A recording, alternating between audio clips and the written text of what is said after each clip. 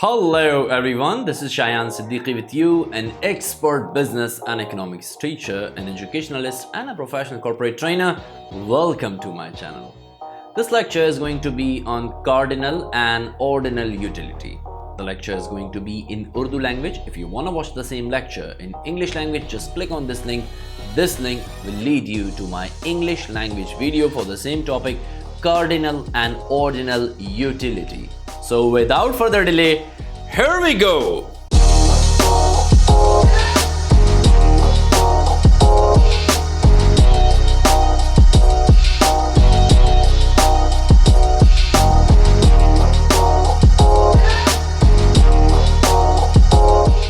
Welcome back. अपने topic की जानिब चलते हैं, कार्डिनल एंड ऑर्डिनल यूटिलिटी। बहुत आसान अल्फाज में ये टॉपिक मैं आपको समझाने की कोशिश करूंगा।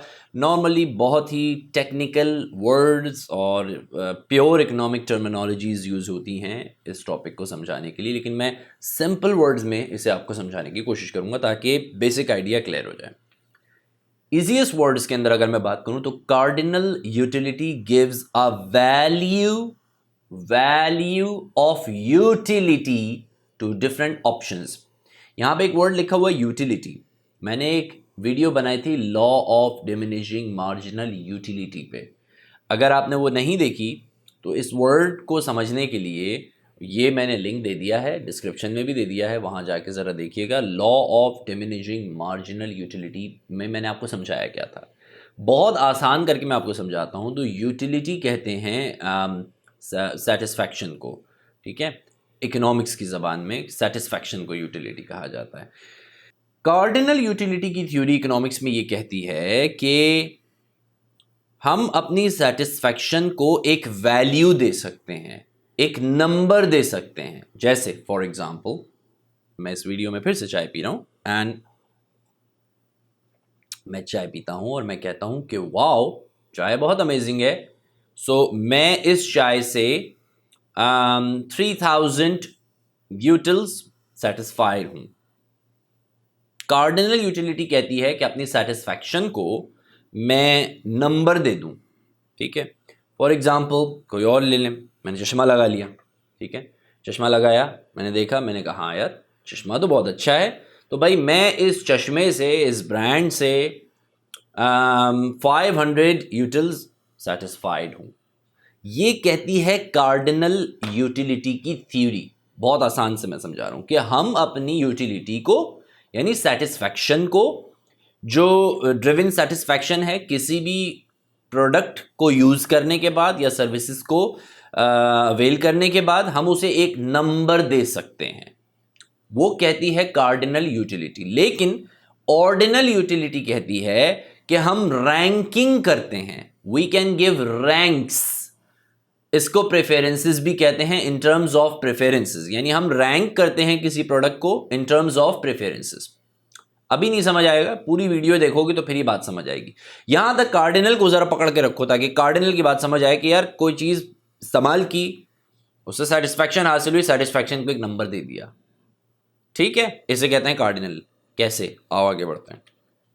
अच्छा जी, कार्डिनल यूटिलिटी थोड़ा सा इसको और डिटेल में समझते हैं। It gives specific value to different choices a person makes.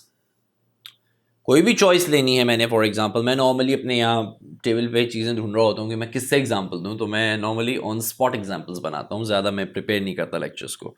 अच्छा, कोई भी चीज़ की मैं कोई चॉइस कर रहा हूँ, मैं उसे जीन्स लेने गए, शर्ट लेने गए, अब दो दोस्त आपस में बात कर रहे हैं। वो कहता है यार शर्ट कैसी है, वो कहता है यार मेरा ख्याल है 500 यूटिल्स, यानी मेरी सेटिस्फैक्शन 500 तक पहुंचती है। दूसरा कहता है तुम्हारी, यार मेरा तो ख्याल है ये 400 तक। अब ये डिस्कशन मुझे ठंडे दिल से बताओ रियलिस्टिक लग रही है? क्या ये हमारी कॉमन दुनिया में इस तरह की डिस्कशन होती है? नहीं होती। कॉमन दुनिया में जो डिस्कशन होती है ज़रा उसका अंदाज डिफरेंट होता है, वो भी यही समझ आएगा आपको। According to cardinal theory, a person can measure how much he prefers one thing over another.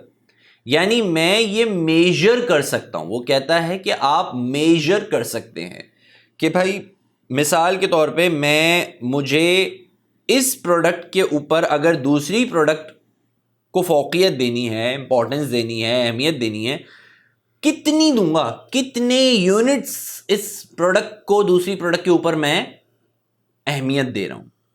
मिसाल के तौर पे मैकडोनल्ड का बर्गर खाने जा रहे हैं आप, और कोई कहता है भाई KFC चलते हैं। आप कहते हैं नहीं यार, मैं मैकडोनल्ड पे असल में यार मैकडोनल्ड से ना मुझे जो है वो 7000 यूटिल सेटिस्फैक्शन मिलती है, लेकिन KFC से मुझे 6000 यूटिल्स, तो 1000 यूटिल्स जो है वो मेरे ज़्यादा, तो मैं तो मैकडोनल्ड जाऊँगा। रियलिस्टिक डिस्कशन नहीं है, मगर एक थ्योरी ज़रूर है इकोनॉमिक्स की, कहीं कहीं पे ये चीज़ें काम भी आती हैं इकोनॉमिक्स में। तो यहाँ तक बात समझ आई। According to cardinal economic theory, the welfare economics, जो वेलफेयर इकोनॉमिक है बेसिकली वो डायरेक्टली ऑब्जर्वेबल होती है, क्योंकि एक लेवल, एक वेलफेयर इकोनॉमिक्स में एक पॉइंट होता है जहाँ पे इन चीज़ों की कैलकुलेशन की जाती है, वहाँ पे वैल्यू दी जाती है, और वो वैल्यू अभी आपको आगे आगे समझ आएगी कि वो किस तरह से वैल्यू निकालते हैं। चलो आगे बढ़ते हैं। यहाँ तक तो बात क्लियर हो रही होगी मेरा ख्याल है कि भाई कार्डिनल का मतलब ये है कि किसी चीज़ को की सेटिस्फैक्शन को एक नंबर देना। इवन अगर मैं कंपैरिजन कर रहा हूँ दो प्रोडक्ट्स का आपस में, तो मैं नंबर्स की बेसिस पे कंपैरिजन करूँगा कि कितनी यूटिलिटी मुझे किससे ड्राइव हो रही है। ये कार्डिनल यूटिलिटी कहती है। चलो जी आगे चलते हैं। अब देखो यहाँ पे दो बड़े बड़े ब्रांड्स हैं, मेरा ख्याल है बच्चा बच्चा जानता है, मर्सिडीज़ है, BMW है।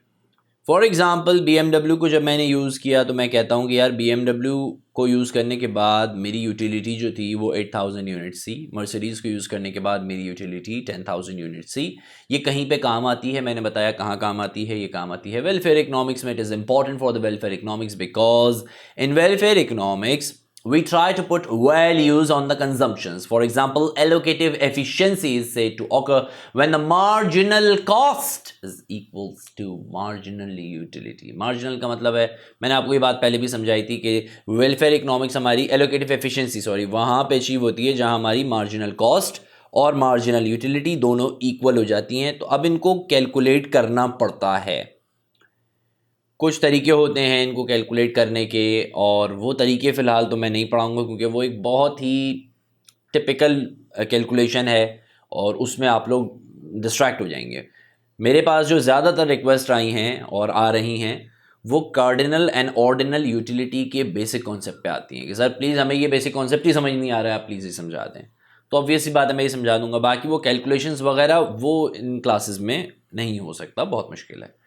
ठीक है जी आगे बढ़ते हैं। अच्छा अब ये कार्डिनल एंड, अब मैं इसको एग्जांपल से समझाता हूं। फॉर एग्जांपल अब ये नंबर्स ड्रिवन कैसे होते हैं in economics. One way to put the values on goods utility is to see what price.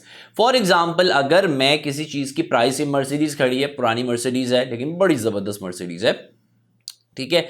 अगर मैं इस मर्सिडीज को खरीदना चाहता हूं और मैं इस मर्सिडीज के लिए $10,000 पे कर रहा हूं, वो कहते हैं जितनी प्राइस पे की है इस ही से आपकी यूटिलिटी पता चल जाती है। जितनी प्राइस उतनी यूटिलिटी। तो प्राइस को नंबर्स में कन्वर्ट करो। वो कहता है suppose if we are willing to pay $10,000 for a used Mercedes Benz, we can say that we get 10,000 units of utility. समझ आ रही है? वो कहता है अगर मैं इस गाड़ी के लिए भाई $10,000 पे करने को तैयार हूं तो मुझे इस गाड़ी से यूटिलिटी यानी जो सेटिस्फैक्शन है वो भी 10,000 यूनिट्स की हासिल हो रही है। अगर मैं इस गाड़ी के लिए 10,000 नहीं दे रहा और मैं दूसरी गाड़ी के लिए 8,000 देने को तैयार हूं या 6,000 देने को तैयार हूं मगर इससे ज्यादा नहीं, तो दैट मीन्स कि मुझे जो उससे यूटिलिटी हासिल हो रही है वो $6,000 की है नंबर्स में। बात समझ आई? ये कॉन्सेप्ट बेसिकली यहां पे मैं इसलिए उस वक्त एक्सप्लेन नहीं कर रहा था पिछली स्लाइड्स में क्योंकि यहां पे एग्जांपल के साथ एक्सप्लेन करनी थी मुझे। अच्छा, in other words the value of the cardinal utility is connected to the price of consumer is willing to pay. ये बात याद रखना, willing to pay. Willingness economics के अंदर एक बड़ा इंपॉर्टेंट, कोई जो लॉ ऑफ डिमांड वगैरह मैंने पढ़ाया था उसकी अजम्पशन में ये इंपॉर्टेंट था कि विलिंगनेस टू पे होनी चाहिए, कि वो चीज के लिए पे करने को चाहता भी हो, वो उस गाड़ी के लिए इतने पैसे देने के लिए देना चाहता भी है। तो जितनी उसकी विलिंगनेस है बेसिकली, वो इतना पैसा अगर देने के लिए तैयार है तो इतनी ही उसको सेटिस्फैक्शन भी हासिल हो रही है। और ये नॉर्मली मार्केट्स के अंदर भी होता है। आप जाते हैं, आपको दो प्रोडक्ट, दुकान वाले हमेशा आपको थोड़ा सा कंफ्यूज करने के लिए दो प्रोडक्ट दिखाते हैं, ये लोकल है, ये इंपोर्टेड है, और ये सस्ती है, ये महंगी है, ये बेकार ये अच्छी है, तो ये कितने की है भाई, ये इतने की है और ये इतने की है। तो जो आपको अच्छी वाली दिखाते हैं उसकी प्राइस भी बहुत ज़्यादा होती है, ठीक है। तो अगर आप उस अच्छी प्रोडक्ट के लिए उतना पैसा देने को तैयार हैं, दैट मीन्स कि उतने पैसे के बराबर आप सेटिस्फैक्शन गेन कर रहे हैं उस प्रोडक्ट से। ट्राई टू अंडरस्टैंड, मेरी बात आपको यहां समझ आ रही है। लेकिन सडनली, अच्छा अब ये यहां तक तो बात एंड हो गई, लेकिन सडनली कभी ऐसा हो मार्केट के अंदर, मुझे तो बहुत दफ़ा इसका तजुर्बा हुआ है, तो मैं ये करता हूं कि जो वो ख़राब वाली दिखा रहा था मैं कहता हूं यार ये दे दो, तो उस वक्त दुकान वाला फ़ौरन ये कहता है कि यार ये शॉर्ट हो गई मार्केट से, ये अभी है नहीं, 2-3 दिन बाद आएगी फिर आ जाना। तो इट वाज फन, इसके पीछे बड़ी लॉजिक होती है, वो मार्केटिंग के टॉपिक्स में पढ़ाएंगे इंशाल्लाह। यहां तक बात क्लियर हो गई? अच्छा जी, मूव करते हैं। ठीक है जी, अब ये मैंने डिमांड कर्व यहां क्यों शो किया है? बेसिकली डिमांड कर्व का एक रिलेशनशिप है कार्डिनल यूटिलिटी के साथ, नॉट ऑर्डिनल। कार्डिनल यूटिलिटी के साथ डिमांड कर्व का रिलेशन है। The idea of cardinal utility is important for rational choice theory. Rational choice theory, अच्छा वो क्या है? Consumer makes optimal choices to maximise their utility. Consumer जो है वो ऑप्टिमल चॉइसेस लेता है, क्यों? अपनी यूटिलिटी को मैक्सिमाइज करने के लिए। अच्छा, ये डिमांड कर्व तो आपने देखा हुआ होगा मेरी वीडियो, मेरा ख्याल है। नहीं देखी तो लिंक दे देता हूँ, डिस्क्रिप्शन में भी दे दूंगा डिमांड की, जाके वीडियो देख लेना। इसमें गौर करो, थोड़ा सा डिफरेंस है। डिफरेंस ये है कि मैंने वाई एक्सिस पे प्राइस ली हुई है एंड एक्स एक्सिस पे मैंने क्वांटिटी डिमांडेड के बजाय मार्जिनल यूटिलिटी ली हुई है। मार्जिनल यूटिलिटी, मार्जिनल यूटिलिटी याद आ रहा है? The benefit gain from an additional unit consumed of the same product. ये रहा है, नीचे क्या लिए मैंने यूनिट्स लिए मैं। अच्छा, अब हो क्या रहा है इसमें, देखो गौर से क्या हुआ।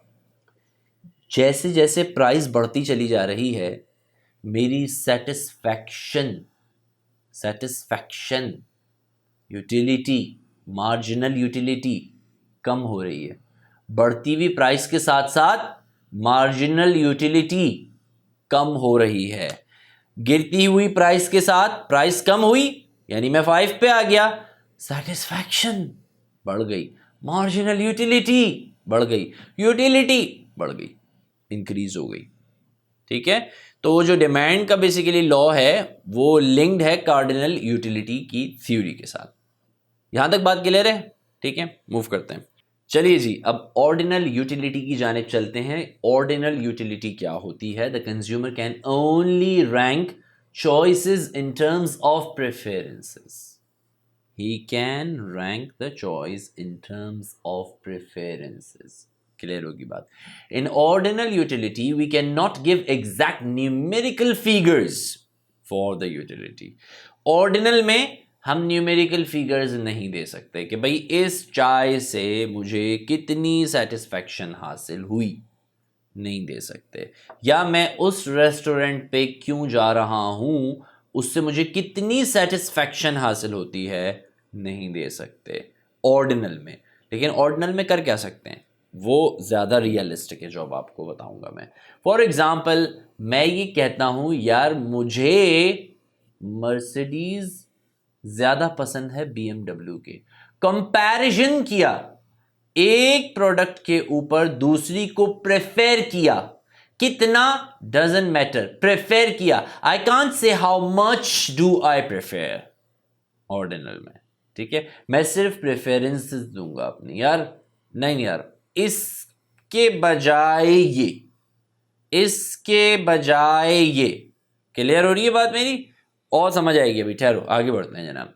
इन the real world when deciding where to go for lunch we simply say well I prefer McDonald over KFC और KFC over McDonald। दो प्रोडक्ट्स को, दो चीज़ों को कंपेयर करते हैं आपस में और एक को दूसरी पे प्रेफरेंसेस देते हैं या प्रेफरेंस देते हैं। ठीक है, इसे कहते हैं ऑर्डिनल थ्योरी। ये रियल लाइफ में इस्तेमाल होती है। ऐसे ही होता है कि नहीं होता है? आप कहते हैं यार आज पिज़्ज़ा खाने का दिल चाह रहा है, ओ नहीं यार आज बिरयानी खाएंगे, पिज़्ज़ा नहीं। या आप कहते हैं कभी आप जा रहे हो तो आप कहते हैं यार मेरा तो ख्याल है देसी फूड नहीं यार, इटालियन नहीं, इटालियन से तो अच्छा है कि देसी फूड खाएं। बात समझ आई? रियल वर्ल्ड में क्या होता है, we don't calculate the exact levels of utility की कितनी है, मगर हम सिर्फ प्रेफर करते हैं, एक दो चीज़ों को कंपेयर करते हैं और प्रेफर कर देते हैं। ओ नहीं यार, ये वाली शर्ट नहीं, मेरा ख्याल है यार इस शर्ट से बेहतर है कि वो वाली शर्ट ले लो। क्यों? There would be a reason behind, मगर यूटिलिटी कैलकुलेट नहीं कर सकते, वो कार्डिनल में होता, जो पैसे से हमने बताया ना कि उसकी यूटिलिटी को हम कैलकुलेट करते हैं। अच्छा, मूव करते हैं, ओवरऑल बात कर लेते हैं। अभी वीडियो काफ़ी बाकी है, अभी मैं इसको दोनों का कंपैरिजन भी आपको समझाऊंगा, इनके अजम्पशंस भी समझाऊंगा, यानी जो इनकी सेट्रस पैरेबल्स है कार्डिनल को प्रूव करने के लिए एंड ऑर्डिनल को प्रूव करने के लिए। In economics, a school of thought believes that utility cannot be measured quantitatively. Rather, it can only be ranked according to preference. एक स्कूल ऑफ थॉट है इकोनॉमिक्स में, वो कहता है कि हम क्वांटिटेटिवली किसी यूटिलिटी को या सेटिस्फैक्शन को कैलकुलेट नहीं कर सकते, उसे हम नहीं दे सकते, हम सिंपल प्रेफरेंस देते हैं एक चीज़ पे दूसरी चीज़ को। Are you getting my point? अच्छा, the consumer should be able to determine the order of preferences when he or she has to deal with different bundles of goods and variety by ranking various baskets of goods according to satisfaction level. अब जैसे for example आप गए हुए हैं कहाँ, किसी mall में गए हुए हैं, ठीक है, वॉलमार्ट में घूम रहे हैं, इम्तियाज़ में घूम रहे हैं आप, नाहिद में घूम रहे हैं आप, या आप किसी भी मार्ट में घूम रहे हैं, आप प्रेफरेंस दे रहे होते हैं। कभी आप देखें, आप बॉडी स्प्रे लेने के लिए खड़े होते हैं, आप ये नहीं देखते हैं कि उससे कितनी नंबर यूटिलिटी हासिल हुई, आप सिंपल देखते हैं यार ये वाला नहीं, ये वाला ज़्यादा अच्छा है, वो ओके ये ले लेते हैं, ये वाला साबुन नहीं है, इससे बेहतर ये वाला साबुन है, वो ले लिया, ठीक है। लेकिन अंदर आपको एक लेवल ऑफ सेटिस्फैक्शन आपके अंदर भी चल रहा होता है, यहाँ से लिंक निकलता है इंडिफरेंस कर्व का, यहां से निकलता है इंडिफरेंस कर्व का। जब आप दो प्रोडक्ट्स के दरमियान फैसला करते हैं, लेकिन ऐसा फैसला करते हैं कि आपकी सेटिस्फैक्शन मैक्सिमम लेवल पे रहे, वो इंडिफरेंस कर्व का कॉन्सेप्ट होता है। समझ आ रही है? यहीं से लिंक निकलता है, जड़ निकलती है या रूट निकलती है इंडिफरेंस कर्व की। अच्छा, कंपैरिजन चार्ट दोनों को कंपेयर कर लेते हैं एक नज़र। अच्छा जी, बेसिक्स दोनों की क्या, सबसे पहले तो ये है what is the meaning. Cardinal utility को हम क्या कहते हैं? कहते हैं satisfaction driven from the consumption of good और service can be expressed numerically, यानी नंबर्स में एक्सप्रेस की जा सकती है, कार्डिनल थ्योरी ये कहती है। ऑर्डिनल थ्योरी कहती है नहीं, ये न्यूमेरिकली एक्सप्रेस नहीं की जा सकती, क्या? यूटिलिटी या सेटिस्फैक्शन। अच्छा, इनकी अप्रोचेस क्या हैं? कार्डिनल यूटिलिटी की अप्रोच है क्वांटिटेटिव, यानी quantitative means number based approach है, और ऑर्डिनल की क्वालिटेटिव यानी क्वालिटी बेस्ड अप्रोच है। जब मैं किसी एक चीज पे दूसरी चीज को प्रेफर करता हूं तो मैं बेस्ड ऑन क्वालिटी ज्यादातर देखता हूं कि यार ये नहीं, ये क्योंकि इसलिए। Getting my point? तो इसकी अप्रोच क्वालिटेटिव है। रियलिस्टिक दोनों में से कौन सी है? तो कार्डिनल जो है वो लेस रियलिस्टिक है रियल लाइफ में, लेकिन ऑर्डिनल जो है वो ज़्यादा रियलिस्टिक है रियल लाइफ में। मेजरमेंट्स क्या हैं? उसकी मेजरमेंट जो है कार्डिनल की वो यूटिल्स के अंदर होती है, यूटिल्स भी कहा जाता है उसको, आप नंबर्स के अंदर मेजर कर सकते हैं। लेकिन आप ऑर्डिनल में सिंपल रैंक करते हैं, रैंकिंग बेस्ड होती है इसकी जो मेजरमेंट है। एनालिसिस क्या है? उसका एनालिसिस निकलता है मार्जिनल यूटिलिटी एनालिसिस पे, और इसका एनालिसिस निकलता है इंडिफरेंस कर्व की तरफ, जो मैंने आगे आपको वीडियो बना दूंगा उसको भी समझा देंगे। प्रोमोटेड बाय कौन है? इसको कार्डिनल को प्रोमोट किया है नियो क्लासिकल और क्लासिकल इकोनॉमिस्ट ने, और ऑर्डिनल को ज़्यादातर एक्सेप्ट करते हैं मॉडर्न इकोनॉमिस्ट, जो नए इकोनॉमिस्ट हैं, जो जिन्हें मॉडर्न इकोनॉमिस्ट कहते हैं, या आज के नहीं, ये भी बहुत पुराने इकोनॉमिस्ट है मॉडर्न, वो उसमें मैं बना दूंगा एक वीडियो। अच्छा जी, द मॉडर्न इकोनॉमिस्ट एक आते हैं हिक्स। हिक्स एक बहुत ज़बरदस्त इकोनॉमिस्ट गुजरे हैं, और उन्होंने ही applied the ordinal utility concept to study the consumer behaviour. Marketing की जब मैं ट्रेनिंग्स वगैरह करवाता हूँ ना, कंज्यूमर बिहेवियर, वहाँ पे ये चीज़ें यूज़ हो रही होती हैं, लेकिन इस इतने लेवल पे नहीं होती कि हम इकोनॉमिक्स पढ़ते हैं, लेकिन थोड़ी यूटिलाइज ज़रूर होती हैं, यूज़ ज़रूर होती हैं। He applied the concept on consumer behaviour, he introduce the tool called indifference curve. ये बात ध्यान में रखिएगा, इस लेक्चर में मैं इंडिफरेंस कर्व नहीं पढ़ा रहा, मैं आगे जाके इस पर एक वीडियो ज़रूर बना दूंगा, लेकिन फ़िलहाल इस लेक्चर का जो मकसद है वो आपको simple cardinal and ordinal theory का बेसिक कॉन्सेप्ट समझाना मकसद है। The indifference curve analyses the consumer's behaviour, हमने जैसा कि आपको बताया कि इंडिफरेंस कर्व में कंज्यूमर का बिहेवियर वो एनालाइज किया जाता है। At every point in the indifference curve different combination of two goods which give the same level of satisfaction and utility to consumer, वो यूज होता है। अगर आपको याद हो इंडिफरेंस कर्व थोड़ा सा ऐसे बनता है, उसमें एक बजट लाइन जाती है, फिर यूं फिर यूं फिर यूं फिर यूं, हर जो पॉइंट मैक्सिमम टिल्ट होता है वो आपका एक मैक्सिमम लेवल ऑफ सेटिस्फैक्शन होता है। दोनों प्रोडक्ट्स के साथ जो है वो आप मैक्सिमम लेवल ऑफ सेटिस्फैक्शन पे जा रहे होते हैं। एक लंबे है वो जिसकी तरफ इंक्लाइंड हो जाते हैं वो ऐसे मूव हो जाती हैं, जिसकी तरफ ज़्यादा वो भी बना देंगे, चलें उस पर वीडियो बना देंगे, समझा देंगे। लेकिन बहरहाल इसका मकसद ये था कि आपको ये समझ आए कि ऑर्डिनल थ्योरी का लिंक इंडिफरेंस कर्व से कैसे निकलता है। क्योंकि ऑर्डिनल थ्योरी के अंदर आप प्रेफरेंस देते हैं एक प्रोडक्ट पे दूसरी प्रोडक्ट को। जब आप प्रेफरेंस देते हैं तो कभी ऐसा होता है कि एक पे ज़्यादा को एक पे कम को देते हैं, प्रेफरेंस देते हैं, तो ऐसे में इंडिफरेंस कर्व का लिंक निकलता है जो कि इंक्लाइंड इंडिफरेंस कर्व बनता है, कॉन्वेक्स टू ओरिजिन बनता है, और वो आगे फिर जाके आपको बात समझ आ जाएगी। आगे चलते हैं जनाब, हम बात करते हैं ऑर्डिनल यूटिलिटी का सेटरस पैरेबस क्या है या इसके अजम्पशंस क्या हैं। इसका मतलब ये है कि पहले ये सारी चीज़ों को मानो, इनको फिक्स करो, तो फिर आप अपनी ऑर्डिनल थ्योरी को प्रूव कर सकेंगे, वरना आपकी ऑर्डिनल थ्योरी प्रूफ नहीं होगी। सबसे पहला है रैशनैलिटी। रैशनैलिटी का मतलब क्या है? In ordinal utility, it is assumed that the consumer is rational. His aim is to maximize the level of satisfaction. वो rational है, उसका aim ये है कि वो अपने आप को ज़्यादा से ज़्यादा satisfy करे, ये मानना पड़ेगा, ठीक है। फॉर किसके लिए? जितनी उसकी इनकम है और जो प्राइस है वो उसके अंदर अपने आप को सेटिस्फाई करने के चक्कर में पड़ा हुआ है। He is also expected to take the decision consistent with this objective, और ये भी मानना ज़रूरी है कि वो एक के बाद एक डिसीजन लेता चला जाएगा ताकि वो अपने आप को सेटिस्फाई कर सके। इसके एजम्पशंस जो हैं वो लॉ ऑफ डिमांड वगैरह की तरह नहीं है जहाँ पे हमने इनकम ऑफ कंज्यूमर को फिक्स कर दिया था और दीगर दूसरी चीज़ों को फिक्स कर दिया था। इसके एजम्पशंस थोड़े से टेढ़े हैं, ज़रा से डिफरेंट हैं या डिफ़िकल्ट आप कह लें। पॉइंट नंबर 2 है ऑर्डिनल यूटिलिटी। उसमें बेसिकली कहता क्या है? Which means that the consumer can only tell his order of preference for the given good और सर्विस। वो ऑर्डर ऑफ प्रेफरेंस दे सकता है। वो कहता है नहीं नहीं नहीं नहीं यार इटालियन नहीं, आज तो देसी खाएंगे, तो उसने बेसिकली अपनी ऑर्डर ऑफ प्रेफरेंस को शो कर दिया, दैट्स इट। यही चीज़ वो उसमें देगा, इसमें नंबर्स का कोई खेल देल नहीं है। Choice consistency, the consumer's choice is expected to be either transitive और कंसिस्टेंट। कंसिस्टेंट चॉइस हो, ऐसा ना हो कि इन दोनों के बीच में ही उसकी चॉइस है, ऐसा ना हो कि वो बोले नहीं यार मैं ले ही नहीं रहा। वो कहता है नहीं, कंसिस्टेंट होनी चाहिए चॉइस, और बस। अच्छा, ट्रांजिटिविटी ऑफ चॉइस, ये बड़ी इंपॉर्टेंट चीज़ है। ऑर्डिनल की अजम्पशन है कि वो कहता है it means if the consumer prefers commodity A to B and B to C, then he must prefer commodity A to C as well. So in other words, A जो है वो equals to B है, B equals to C है, then he must treat A equals to C. कितना मजे का लगा? कुछ समझ आया? नहीं आया? ओके, देखो मैं समझाता हूँ। अगर एक प्रोडक्ट है, मैं इसके ऊपर इसको प्रेफर करता हूँ, तो वो कहता है कि इस पे इसको भी प्रेफर करो, ठीक है, और इससे इन दोनों में आपस में प्रेफरेंस में सेटिस्फैक्शन मिल रही है, तो वो कहता है इसमें भी प्रेफरेंस में सेटिस्फैक्शन मिलनी चाहिए।